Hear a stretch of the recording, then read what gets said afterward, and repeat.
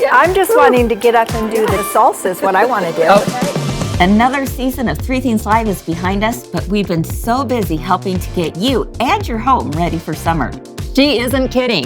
We've made pillows, a beach bag, hot pads, a handbag that is to die for, and so much more to keep you creating all summer long. We also introduced some beautiful new home decor that features our applique by number system that makes it a snap to finish. I like that one. So while we are out for the summer break, check out what you've been missing. Click the links below, find your people, and turn that creative dial all the way up to 11. These are my people! I love it! Don't worry, Three Things Live will return in September. We can't wait to see you there. I'm kind of here for it. I like that. So until then, always remember that Three Things Live is where we always have something to make you smile, Something to learn.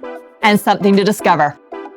Let's go. This is why you watch Three Things Live. Exactly. You never know what you're going to learn. I love it.